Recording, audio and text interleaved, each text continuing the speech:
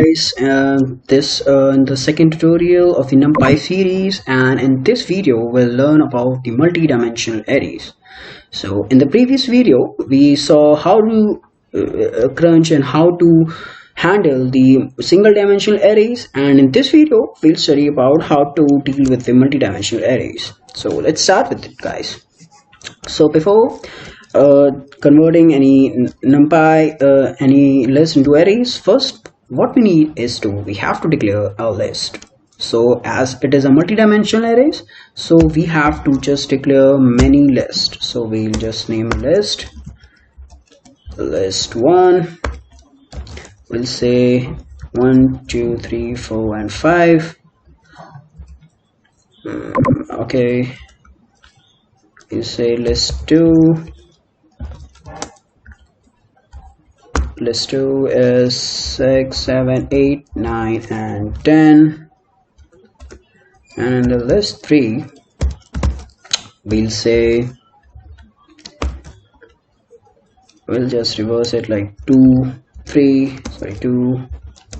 4 6 8 and 11.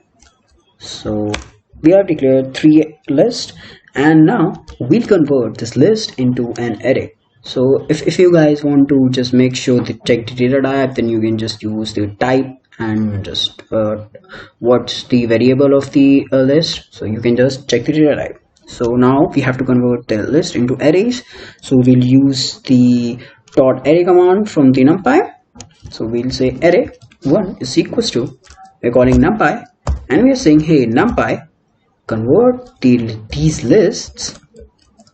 We'll use 2 brackets in it because it is a multi-dimension. We are converting more than one list into arrays. So we'll say, hey NumPy, convert these lists. The lists are list 1, list 2 and list 3. So we have successfully converted all these 3 lists into a multi-dimensional arrays. So now if you check the data type of these array, you find that it is successfully converted into an array. So now if you just print the array, you will see that there are multiple arrays present over here. So like if you, and there's one more thing, guys. In the previous video I told you guys how to just if you want to see and recognize whether it's a multi-dimensional or single dimension, I just told you look at the brackets, opening brackets and closing brackets, and over here you can see that there are more than one opening brackets and more than one closing brackets. So yes, it is a multi-dimensional array.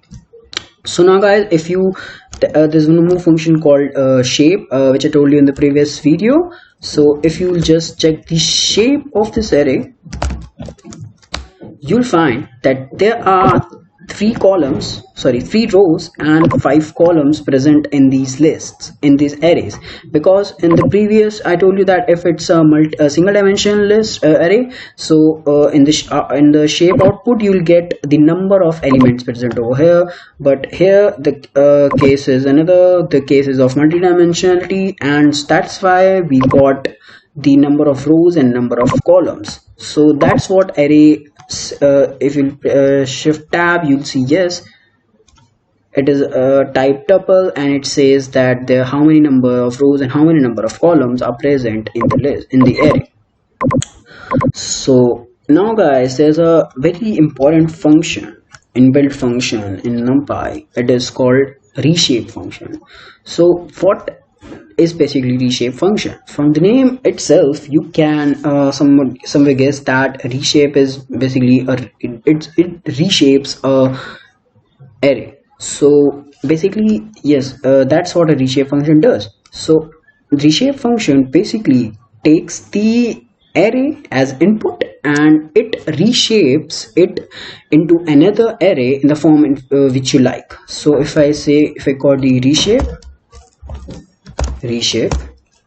and if I'll say that hey reshape, please convert this array 1 into a new array which has the shape of like I'll say 5 columns and 5 rows and 3 columns. That's what a reshape function does.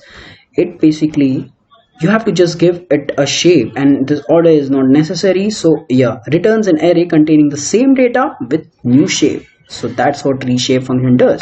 So I have said that hey reshape function convert this array into a new array which has 5 rows and 3 columns. So if I'll just print it out, it has successfully converted the initial array into a new array which has 5 columns, as you can see, and 5 rows and 3 columns, as you can see, guys.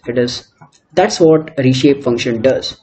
So this was it, guys. This was all about the multidimensional array.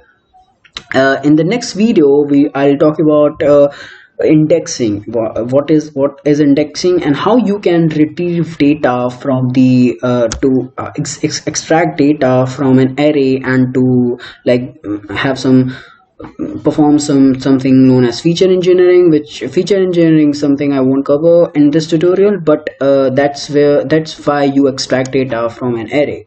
So yeah, if you like this video, please share, and please do subscribe to Code Initiative. Till then, goodbye, take care, and see you in the next tutorial.